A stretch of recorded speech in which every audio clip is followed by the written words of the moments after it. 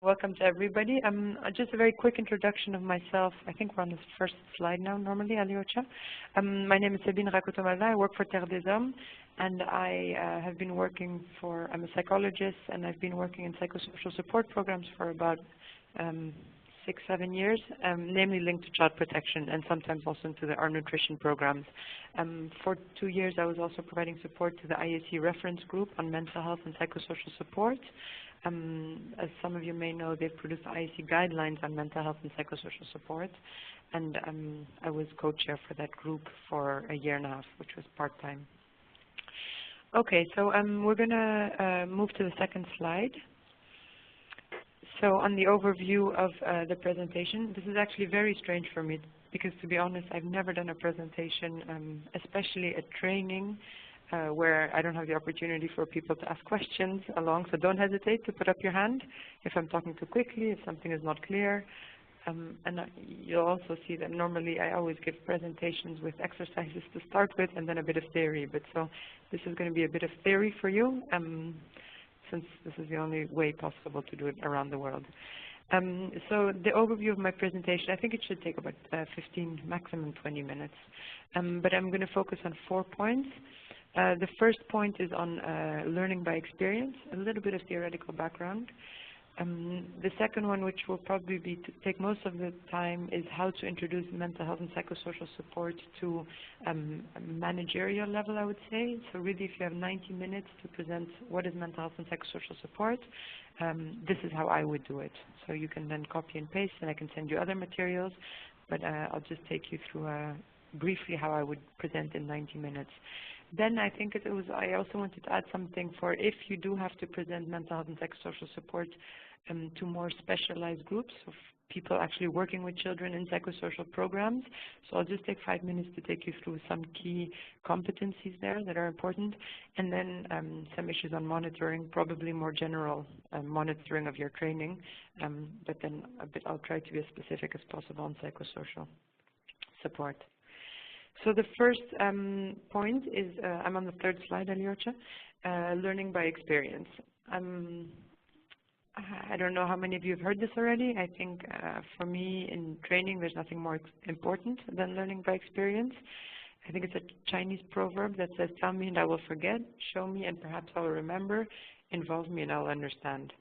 For any of you who've ever had a training where you've actually had one of these aha moments where you think, now I understand. It's often linked to an experience that people have put you in an experience, whether it's a role play, whether it's an exercise, whether it's a confrontation, but often you have to go through the experience to really be able to understand it and thereby change your behavior, because you can know it in your head, but you won't change your behavior. So what does this learning by experience implies that you first of all experience something through practice. Then the second phase is that you get feedback, that you have some theoretical feedback. Often it's an analysis of what just happened. And then the third experience is you reapply it using the new element you've learned. I do this very much when I'm, for example, teaching something to children, let's say self-confidence. I'll put them in a situation where maybe they'll try to show a level of self-confidence. For example, doing a game where they have to run, they have to do I'm thinking of the English word, it's a jeu de course,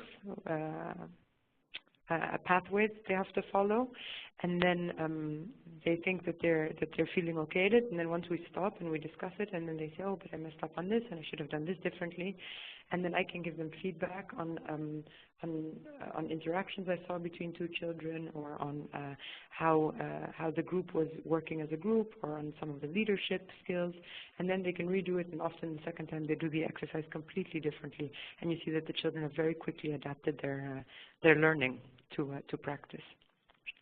So it's the same with adults. We often have a harder time to learn than children because we have much more experience, we have our life experience, and we're a bit more stubborn. But again, this practice of putting people in a situation, really making them feel it, then explaining the theory behind it, and then trying to reapply it, then you can see whether they've understood it or not.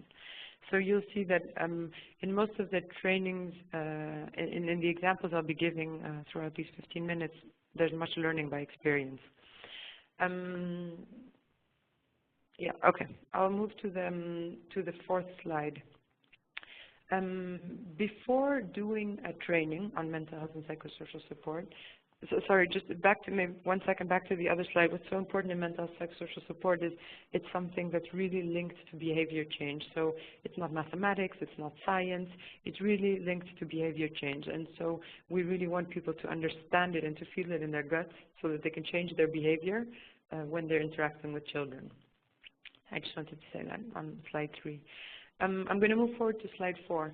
So if I would be giving a training to adults, to middle-level management, or to incoming child protection practitioners, the first thing I would do is an assessment. I think the trainer needs to know certain things about the people that he or she will be facing, and then and based on that, you can really refine your orientation. I would probably call it an orientation, because 90 minutes is not much of a training. What the first thing you'd like to know is some basic knowledge about the emergency, the history of the population, the culture and traditions. For example, if I was giving a training in Haiti, I would need to know some basic concepts of the way they function, about what kind of psychologists are there, what kind of psychiatrists are there, how do social workers work, what kind of university degrees do they have, how does the voodoo impact on these things, how does the other religion impact, what are some key traditional mechanisms. So you really need to do a little bit of background history before you go to give a training. This also really helps you to provide some concrete examples when you're talking about things. Otherwise, you'll be talking up in the air. And then you won't catch the people you're speaking to. So Haiti you need to know about Haiti, and if you're doing it to Kenyans, you need to know about Kenya. If you're doing it to Sri Lankans, you need to know something about Sri Lanka, etc. Then you want to know a bit about the humanitarian aid in this location. Who are the agencies present? Is humanitarian aid, is it emergency, is it development, is the UN very strong, or are there strong community-based organizations, etc.? Often you'll get this information from the agencies. Another thing you need to know is the actual humanitarian operations, what are the challenges and how do they work together. Psychosocial support and mental health is really so much about working together between the social workers, the health workers, the psychologists, the psychiatrists. So you really need to have an idea of what it looks like. Ideally, what I always do before I go to a training, let's say I'm giving a training in Nepal, even if it's just half a day field visit, just to get a feel of who's there, who children are being referred to, who children go to. Do they go to the grandmothers, or do they go to the community-based police, or do they go to... so these are the kind of things that you really need to understand before you can give a training on mental health and psychosocial support. Then the level of knowledge about the IAC guidelines. I think as some of you may know, the IAC guidelines on mental health and psychosocial support were launched in 2007. Many people know them. Before I give a training, I always ask who knows them. It quickly gives me an idea of how involved people are in this thematic or not, and if they do, maybe very quickly what they know about them. So it's useful. Again, if you're not working with humanitarian aid specialists, if you're working in a community or something, they probably won't know them. So then you wouldn't have to do this, of course. Yeah, and then finally, for those who do know them, how the operations in country support or are contrary to the IAC guidelines. In the IAC guidelines, for example, it says strongly that an over-medical approach, so working strongly only with psychiatrists to help children that have probably problems that are not at all linked to psychiatry. How can you it's interesting to know whether in country we're working a lot with psychiatrists, or whether we're working a lot, like in Latin America, with community-based organizations and so on. So very quickly try to get a feel of that. My main message I'm trying to get across is try to do an assessment of who you're speaking to. Just for the record, for me it's very strange to be doing this WebEx, with 15 people, and I have no idea who they are and what their background is. So you could be psychiatrists, you could be social workers, but I'm doing the best I can. Normally I would have done an assessment before. All right, move to slide 5. So I'm just going to take you to some possible goals that I would include in a training. If I had a 90-minute training on mental health and psychosocial support, or maybe even a 3-hour training, I would take more time. But I would try to, first of all, increase participants' understanding about how the emergencies actually affect mental health and psychosocial well-being of populations. So what are the impacts of it? Then the second point would be, would increase participants' understanding about the impact of humanitarian operations. You'll see that we often don't realize the impact of humanitarian operations on the well-being of people.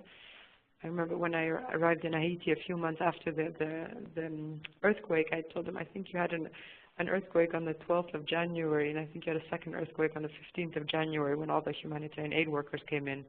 So I think we often have to think about the double impact, one of the emergency itself and then the other one of the humanitarian operations.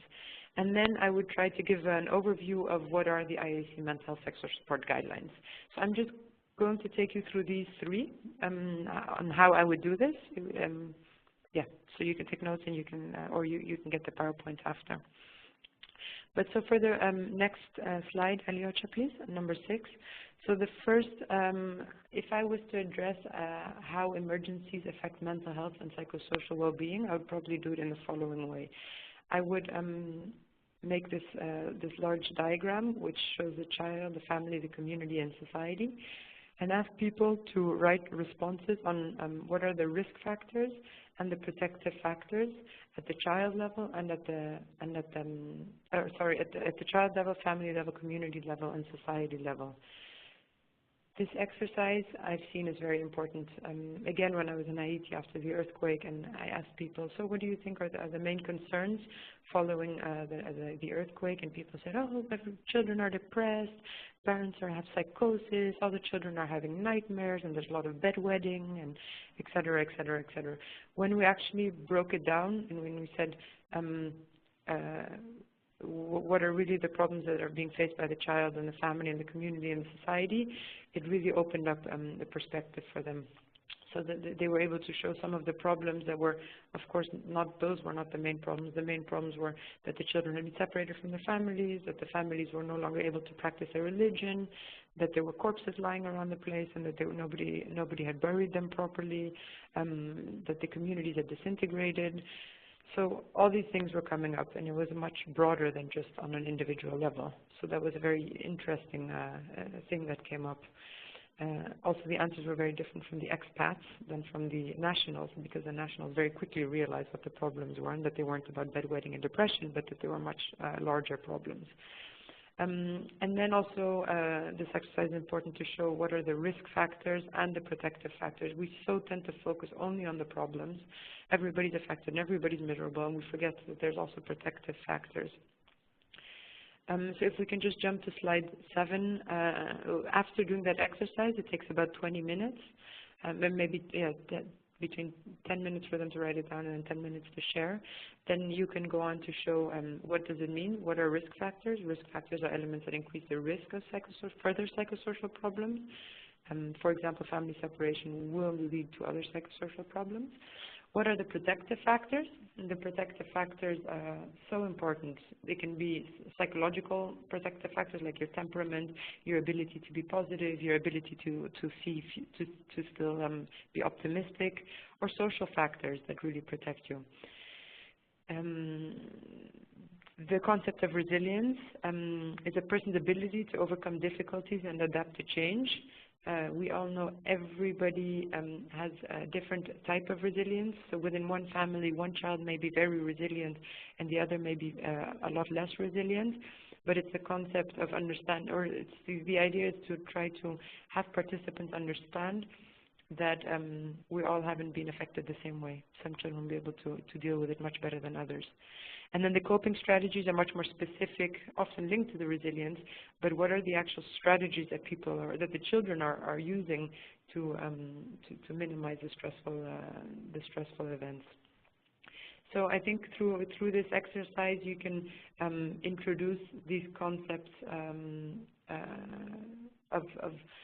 of the protective factors and resilience and coping mechanisms, because people have a huge tendency to focus only on the problems and not at all on all the thousands of solutions that are out there.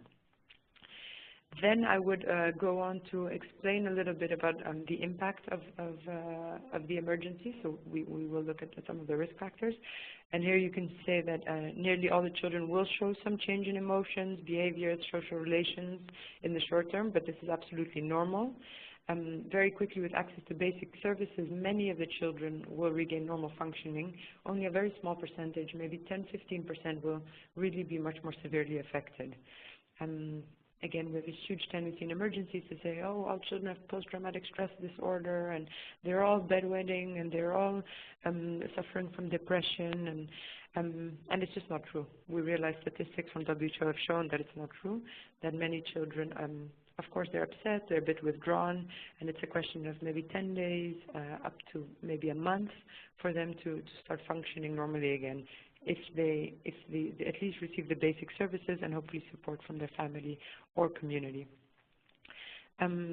So as I mentioned, a very small percentage of people will actually have severe mental illnesses, and especially children. Children rarely develop severe mental illnesses. It's around 16, 17 years old that you start developing severe mental illnesses like depression, psychosis, severe alcohol abuse, and so on. So in a child, there's still a lot of hope, a lot of good things you can do. So that's how I would try to present the risk and protective factors and the impact of an emergency. The second topic I would try to address is increasing the understanding about the impact of humanitarian operation. Alyosha, we should be on slide 9, which is, I called it topic 2, introducing MHPSS topic 2. So here I put a small exercise which was done with me, and I found it very useful. Basically, the trainer asks 3 participants to play the roles of different people. So you could make one person be a disabled lady asking for access for the toilet, another one would be a widow with a baby asking for food, and another one would be an adult man asking for shelter. And then the trainer plays the role of a very exaggerated negative way of how humanitarian workers should not behave towards them. It's important that the trainer does this because you don't want to put somebody else in a negative position, but the trainer can say, well, clearly to get your food you have to wait in the queue. Can't you see that there's a 2-hour queue there, and you'll be done in about an hour, and you're really putting the other participant in a situation where the participant will be offended. And I've been in that situation, and I remember the trainer doing it to me and thinking, oh my God, this is horrible. If somebody were talking to me like this, I would be so upset. Then you could have some group discussions about how adults feel when they need to ask for assistance and how they feel when somebody talks to them like this. You can ask the people that were in those roles, what are the 3 key words that describe how you would have felt, and how difficult it often is to ask strangers for assistance, and put those words up. Again, it's important that people start to realize, especially if you're working with, let's say, wash colleagues or nutrition colleagues or health colleagues, that they realize the impact of what their daily functioning has on other people's lives. They're stressed, but the other communities are stressed too. The people from the communities are stressed too, and they need to be taken into consideration. So if we go to slide 10, you can see that the IEC guidelines on mental health and psychosocial support really give suggestions on how to, I would say, mainstream psychosocial support through all these activities, through coordination, assessment, protecting human rights standards, human resources, community mobilization, health, education, dissemination of information, etc. Just to give you another example, they say that one of the largest causes of anxiety is lack of information.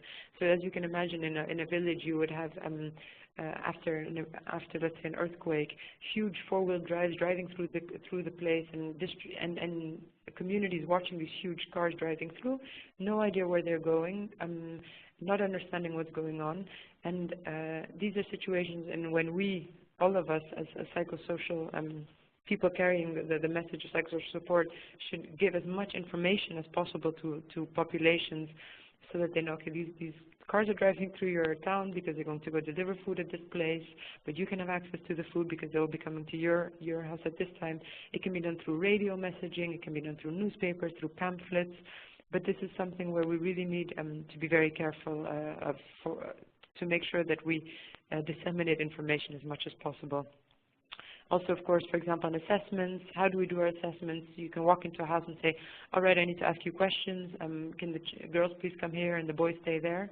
Or you can do it in a much more careful way and friendly and child-friendly way where you say, you know, who wants to play a game with me? Who can give me some additional information on this? So it's really the way we do things. And we, the IEC guidelines on mental health and psychosocial support really push for that. It's the way we do a lot of our work, from coordination, assessment, to education, health services, so to put parents, families at ease and to make children feel better just in our daily functioning. Another very quick example, I recently saw a picture of American soldiers in, I think it was Haiti, and they were there in their army gear, and at the same time they had these balloons and they had clown masks on, and it was so funny. You saw these children laughing, and it clearly it probably had just as much impact as the whole psychosocial program did, just for them to be with these American soldiers, and they were laughing and having a good time with the balloons and the masks. But so with this second topic, that's something I would really try to address, is how to let people understand how the psychosocial support is mainstream through all these different topics, or through these different sectors. Okay, I'm going to move to topic 3, which is slide 11. So understanding the IEC and mental health psychosocial support pyramid. How would I introduce this? I would start with a case study. I put one on the slide. It's written in very small. I don't think it's very important. But if you can start by giving people a case study where they really have to put themselves into a situation, and then you can ask them, so what would be the most beneficial type of support for the child and the family? And what would be your programming response specifically for the child? And then they can write down the answers. And then you can move to the pyramid, which is on the next slide, Aliocha, slide number 12. And here we go into the pyramid. Typically, again, as I mentioned earlier, many of your answers in the beginning might be, oh, they need a counselor, or they need to see a psychologist, or they need child-friendly spaces, or there's often very typical answers. But if you look at a case study in a lot of depth, you'll see that there's so many different problems that have to be addressed and different solutions. But this is a good way of introducing the pyramid. And so there's this is the MHPSS pyramid, or the pyramid from the IEC guidelines on MHPSS, sorry, where we really push for the 4 different levels of support. The first level of support is social considerations and basic services and security. We realize how important it is, as probably many of you know, Maslow's hierarchy of needs. The first thing they need is basic needs, so they need a house above their head, they need food, they need health care. And what we can do is advocate for these basic services. The children really need this before they can move on to anything else. The second level of support is strengthening family and community supports. Again, very quickly, if children are into a routine again, if they're feeling protected by their family or by their community, they'll be doing much better. Communal, traditional supports too. If they're used to going to religious services, make sure they go back to these religious services. Try to get a sense of normalcy as quickly as possible. This is not a pyramid for nothing. We know that the bottom layer will probably, if once the bottom layer is considered, at least some 50% will already be covered. Another 20%, 30% might need this other layer, and only a smaller percent needs the focused non-specialized support and the specialized services. This is maybe 10 to 15%. So when I go up to the third level, the focused non-specialized support, sorry, would be the psychological first aid or basic counseling by community workers. It doesn't need to be psychologists. It can be a very good social worker. It can be a primary health care worker that's willing to sit with the child and discuss openly with the child. What do you need? It can be very simple case management, but it can also be, draw your situation today and draw how you would like to see your situation. or it can be small groups. It can also be, for example, 5 girls sitting together, discussing what they've been through and what are their projects or their plans to improve the situation. So this is really the focused, non-specialized support. And then the last level is really the specialized services. So these are really the children that are severely affected. And this is probably the only layer where you can say that there's a level of trauma. Again, very quickly, we say, oh, all these children are traumatized, which is completely nonsense, because trauma is a huge word. It's a word that can only be used by doctors or psychiatrists, and in some cases psychologists. But it's very, it means something very, very specific. But it's only at that level when children are still bedwetting after 6 months, are still not speaking to anybody, crying a lot, being very clingy. That's the top level that probably needs psychiatry or other types of counseling by specialists. So those are the 4 levels of the pyramid that we work on. Just the most important is to think that we need to make sure for children that the social considerations or that the basic services are being accessed, and that we're strengthening the community and family supports. In that way, we'll probably touch the most children. So I have 3 more slides. As I mentioned earlier, we need to, in psychosocial support, I'm on slide 13. We need to ensure that support is appropriately divided across the layers. For example, in Bosnia, there was a huge focus, 10, 15 years ago, huge focus on clinical level and nothing on the community level. And in other countries like Uganda today, we're much more on the community and social level, but there's not one psychiatrist in the country. Or maybe there's a couple of psychiatrists in the country, but not enough to respond to the severe needs. Also, if we use the pyramid model, there's a lot less animosity between the different workers. Back in the days, there was a very strong, I would say, a polarization between the psychiatrists and psychologists, and then the community workers or social workers. Today, with a model like this, they can come together much more and say, okay, this is what I do, and this is where it ends, and this is where your domain begins.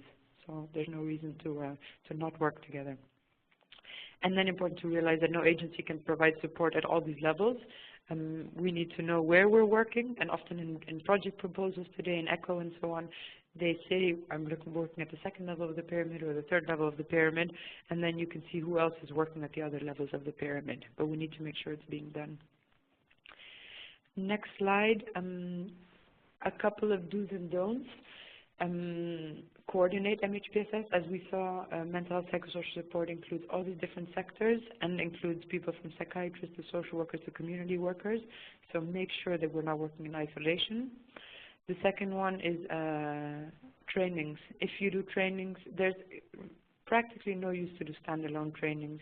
If you're working with community-based workers or psychologists doing intervention with the children, we need to make sure that there's follow-up, especially in something like psychology or psychosocial support, where you're actually impacting on somebody's behavior and on somebody's life. You need to make sure that the people that are doing it actually know what they're doing and that they're not saying nonsense. I've seen horrible projects where you have psychologists, a woman will walk in to see a psychologist, and then the psychologist says, oh, but what you've been through is not so terrible. You know, the situation in Iraq is much worse, and that's the kind of thing where you need very good supervision to make sure that what these people are saying is not causing more harm to the patients or to the children than others, or than doing good. I mean, the third point is do promote community ownership and don't use a charity model. So this is really the 2nd level of the pyramid. From the start, we need to work strongly with communities. I think we can't highlight that enough. And unfortunately, you never get a second chance to make a first impression. So it's the minute you walk into the community and they see the services you're proposing and what you want to do with them, they'll very quickly get an idea of what kind of organization you are and how you want to interact with them. So we try as much as possible to push for working with the communities. We know that the communities are very resilient, they're very strong, they can do a lot. So if we work with them from the start, it's easier for us and easier for them. And then some more medical stuff. So the importance of training primary healthcare workers.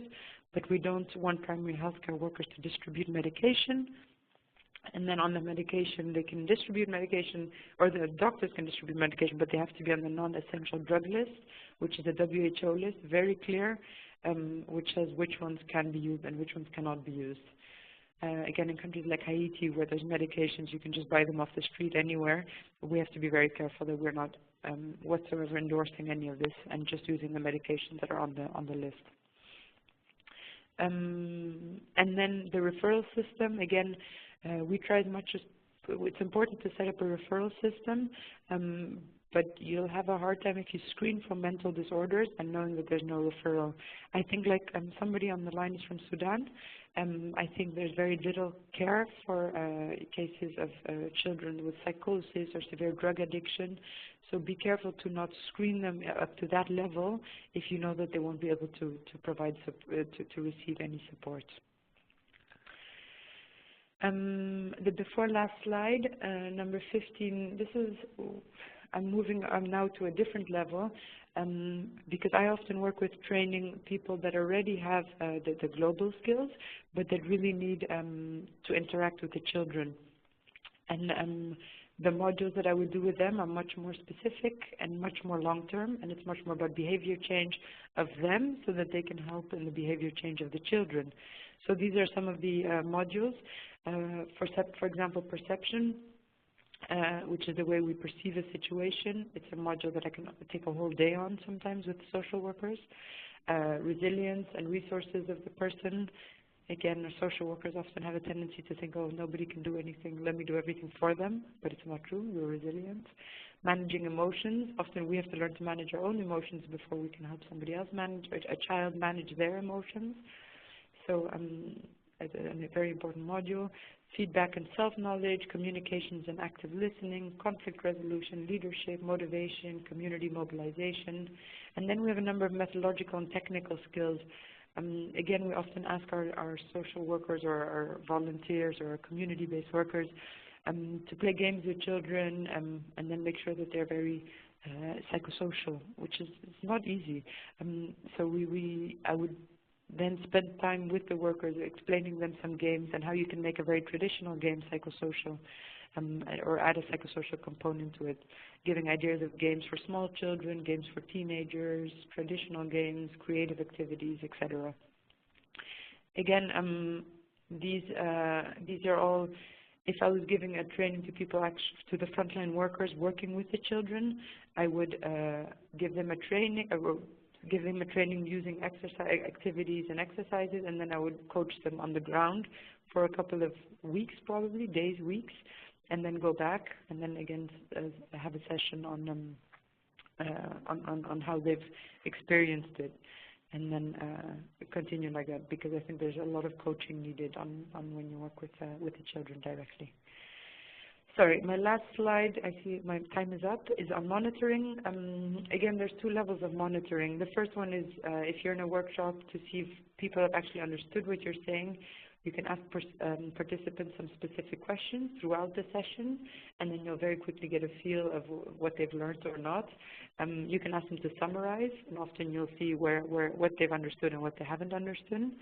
But the second level of monitoring is a change in behavior, and to really monitor whether there's a change in behavior, you need time, you need repetition, you need corrections, and you need a lot of on-the-ground coaching to monitor whether they've actually managed to integrate the behavior change. I think that's it. My 20 minutes are up. So Aliocha, I think you can put the others off of mute. Terrific. Aliocha will move everybody off mute. As he does so, could I ask those of you who went on to speakerphone to move off speakerphone and to the regular microphone, individual microphone? Otherwise, there's quite a bit of background noise as we record the next part of the session. And the next part of the session, of course, is any questions unmuted or suggestions or things that Sabine's presentation triggered. Yes, this is Jumana. Can I ask?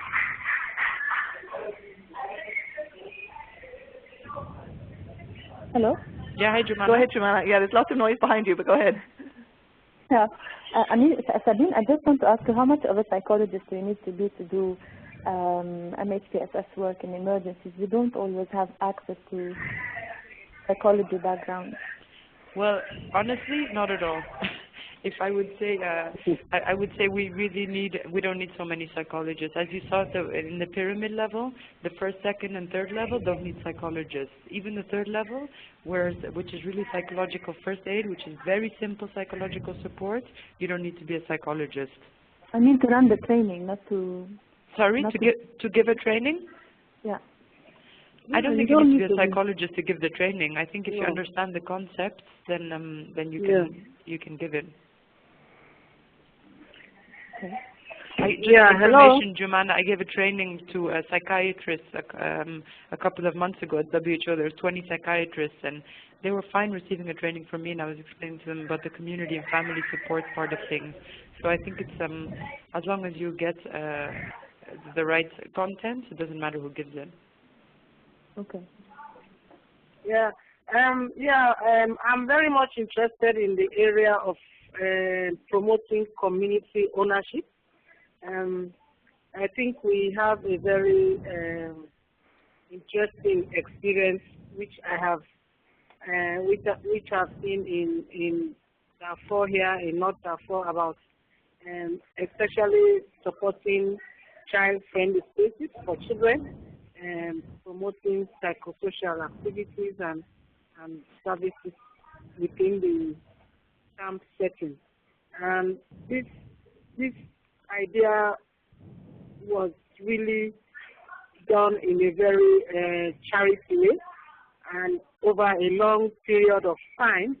And now agencies are trying to get away from it, and it is becoming very challenging because the kind of approach they use is making it difficult. The community is now very dependent on the charity support that they have been providing for managing the child-friendly spaces and even the support work that the community has been doing. So it has led to even the community taking agencies to court, claiming that they were employed by these agencies and now they are being laid off because they have, like some of the child-friendly spaces have now been converted to early childhood development, to like a kindergarten, and some of these community volunteers do not have the qualification to teach in these schools, in these ECDs. So it's a big challenge, and it's really linked to the issue of starting the program as a charity, providing everything, and even providing incentives to the community support workers or volunteers that are providing the support in this center. It's really interesting that, like you said, right from the beginning, you start the program getting the community to own it, getting the community to take over the management of this stuff, instead of you providing all the support and all the incentives and making it look like it is your business. They are just supporting you. Yeah, Yasmin, I think your point is really a very interesting one. I think the building block of the IEC guidelines on mental health psychosocial support is community ownership. And as I was mentioning, you never have a second chance to make a first opinion, a first impression. If you walk in and give things, then that's it. Whereas if you walk in and try to understand what are the existing community mechanisms that are strong and that are functioning, and every single community has one, or maybe there might be a few communities that have very few, but normally they have community mechanisms to deal with their problems, and try to strengthen those, then you have 80% of your project is probably better off. Yeah. Thanks. Hi, it's Iris from IRC. I was just wondering, well, actually I have a couple of questions. I think in child protection emergency, often we're using the word psychosocial like very frequently, and probably too frequently. I was wondering if you have, like, when you were talking about methodological skills, like example of different activities you can do, like as you were mentioning, like in smaller groups, that would be more really psychosocially, I don't know, targeted, or like to look for real psychosocial impact in the sense of activities? I know about the structure and the rebuilding everyday life, but if you have a set of different activities, as you were saying, like adapting traditional games into games with a psychosocial outcome. So if you had something you could share. And I was also wondering how you feel about child-friendly spaces and how they're being used, and where you would put them in the triangle. I mean, I forgot the word. In the pyramid. Thank you. Pyramid. Okay, I'll give you two very quick answers. Well, on the games, there are Terre des Hommes has produced a couple of manuals on some games, but it's very, for example, you can play football and say either you can play the standard way, or you can say, for example, before making a goal, the girls have to pass to the boys and the boys have to pass to the girls every time, and there has to be at least 10 passes before the goal gets put in.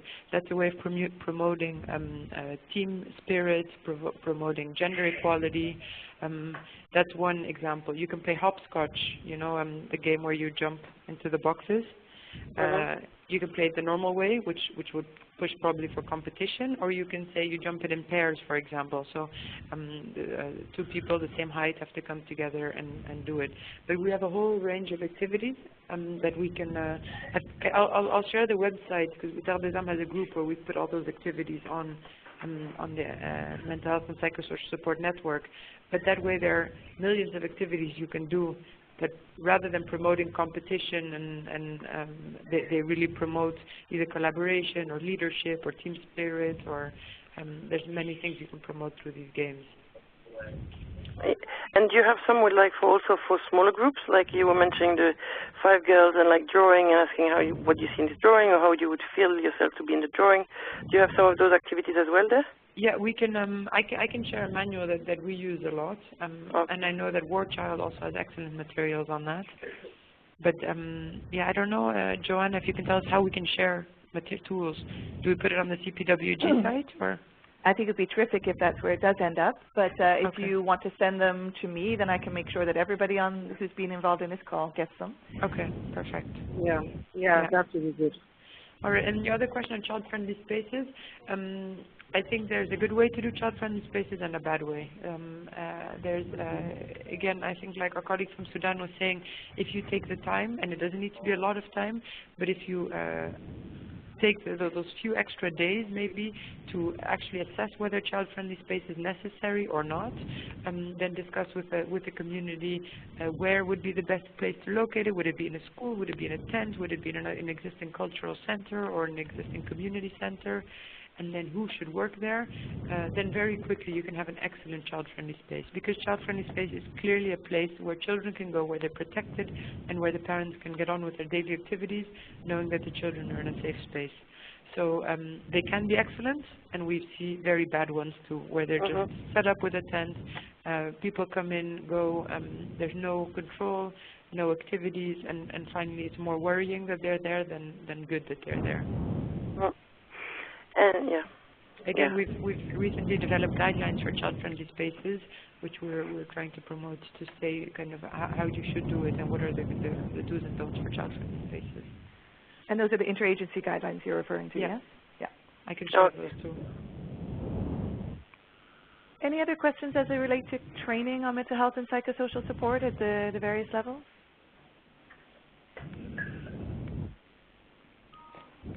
I see that there's a question about what about children with severe mental illness, emotional disturbance? Are there any planned responses to this material that Sabine has on for the guidelines on this? No, I think when we go up to that level of severe mental illness, which as I mentioned is not very frequent with children, but then you would have to go into psychiatry, and then again you have to see what are the resources on the ground. I think the furthest we've gone as an interagency level is to develop this psychological first aid manual. It's called the PFA manual, but it's very low key, and it's really something that it's for psychologist level. But what's most important is to find a sustainable solution in the country. So to find doctors, even if it's community leaders that are able to provide the support to these children with severe disabilities or disorders. children and their families, of course. Yeah, and if there's no psychiatrist, there's another question. Then, unfortunately, you have to do with the means on the ground. Just make sure that the children are not being locked up, that they are receiving at least adequate support, because we do see countries where their children are being locked up, and then we have to make sure, do the advocacy for them not being locked up and receiving some kind of community support or family support. And what would you do? When I was in Liberia, we had cases of lots of mothers who actually had mental health issues, and there was no one to treat, or there was no services available. How would you go about it? Yeah. Unfortunately, I don't have the magic solution. Yeah, either. I know. What WHO recently set up a plan which is called the Mental Health Gap, which is really excellent, where they're trying to train primary healthcare workers, so nurses and general practitioners, to take care as much as possible of these cases, so to deliver the medication if necessary, if possible, because there are these countries like Liberia where there's no psychiatrist in the country. But it's a training program. They've, I think, implemented in 5 or 6 countries, but they're hoping to push along for it. But today, I think that's the only way forward, is to do it through the primary health care. Okay.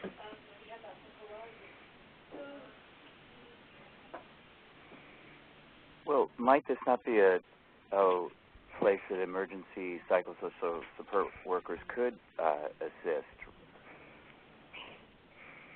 then, is with these most needy children?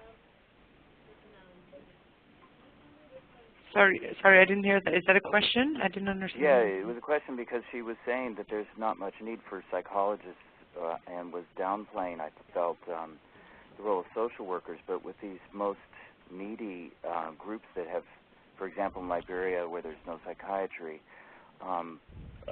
might not that be a space that emergency psychosocial support workers could help with? Yeah, it's a good point. Honestly, I've seen programs where you have this battery of 10, 15, 20 psychiatrists coming into a country like Liberia or Pakistan or whatever, and then doing emotional debriefing and doing their Western practice. But it's not good. It's not going to help. You really need people that know the culture, that know the country, that speak the language, that are able to help these children, because it's just, you have too much of a chance to get it wrong. I think there's some organizations, I know Médecins du Monde Spain and IMC, they do provide, they train psychiatrists in country, or they improve the training of psychiatrists in country to do their work. But again, it takes a lot of coaching, but I really wouldn't push for having people coming from the outside to do the psychiatry level support. I think if we could take maybe 1 or perhaps 2 more questions, but if they could try and focus on the training aspects. I know it's always very tempting to get into programming and where should we put our programming efforts. I'd like whether Sabine could share a brief presentation about the IASC, presenting the IASC guidelines to participants. Sorry, was that a question? I didn't hear again, sorry. Like a brief presentation, do you have a brief PowerPoint where we can present the main elements of the IASC guidelines on MHPSS? Yeah, I have a presentation of the IASC guidelines, absolutely. Thanks. Sabine, do you want to pop up your email address in the chat box and people can get in touch with you directly? Yeah. Maybe if you ask me, and then then I can send it. All right. Any last questions? This is your chance. It's not directly on training, but it's on psychosocial. I was wondering if you had any good documentation on ways to monitor and measure impact. And even in trainings, how we could include this aspect. Yeah, I think that's really hitting a sore point, because I think in psychosocial support, again, you're measuring behavior change. And so if you look, I don't know if you've looked on the group www.mhpss.net, and under there you'll find a group on monitoring and evaluation. And there you'll find a whole bunch of tools that we've set up, like the strength and difficulty questionnaire, the child behavior checklist, Again, what's very difficult in psychosocial support is you try to understand from a contextual perspective what is well-being. So in Sri Lanka, being happy or being well is very different than in Congo. So what you first want to do is understand what it means to be well in your country, and then measure the change from before your program and after your program. So it's not as easy as measuring other things like health or water sanitation. But if you look on that group, I think you'll find some interesting discussions going on and documents. And maybe a question. I have a last question. Speaking about cultural perspective, and maybe you could say a bit about your work in Haiti. If you are doing a training on psychosocial support for communities who have a different understanding of mental well-being, and for example, we believe that someone with distress is someone who is like crazy, or someone who has like devil into him, or like magics into him, and so how do you present our perspective of mental well-being with a population who has a different understanding and another dimension on this mental well-being? I honestly, I hear. Sorry. Yeah, go ahead. Go ahead, Sabine. I think I was just background noise. Okay. Honestly, I often ask people, I rarely give a training without a national co-facilitator, either for the language, even though, for example, in Haiti I speak French, but I always have a co-facilitator, and I'll ask them to help me and to give that input when possible. For example, when I was giving a training in Haiti, and I had the psychologist I was working with, she said, but you'll never understand what voodoo means to us and how we work with it and how we integrate it into our work as psychologists. And I said, well, then give an example to them in French so that I can understand. And that's how we move forward, because you need to do it with local people. They're the only ones that can integrate those cultural dimensions. Yeah, that's a good point indeed. Okay, I think I better wrap up the session, because I think we could go on. There's so many different elements to it. But if I could, I will thank Sabine so much for preparing this. I know she's coming directly out of Kenya and has been rushing to prepare this presentation for us all. So thank you very much, Sabine. Thank you. And also thanking Alyosha for his technical support there in the background, as always, much appreciated. I will share this PowerPoint presentation that Sabine has prepared by emailing it out to all of the participants whose emails I have, as well as it will be uploaded on the CPWG website. It may take a little while for that and this WebEx to be posted, but do check back regularly on the CPWG site and on the YouTube channel. And just a little point is that I also have the newly revised face-to-face modules for mental health and psychosocial support. We decided not to email them around before the call, but if people are interested, I can share that individual module with you. Yes, please. Yeah. Please be in touch with me directly, and then I can make sure it comes out to you. The next technical update session for trainers is in 2 weeks' time on March 20th. It is Hani Mansourian, the Global Child Protection Working Group's focal point for assessment. I hope people can join us then, and as you know, you need to contact me individually because each time these connection details are different. But if there's any queries you have or suggestions as we move forward with these technical updates, do be in touch. I will also be in touch with all of you as we do a review later this month of these technical update sessions so that we can figure out how to improve them as we carry them forward. Okay, so without further ado, thank you everybody for connecting and for your attention and all your questions. I think it's been a really lovely session.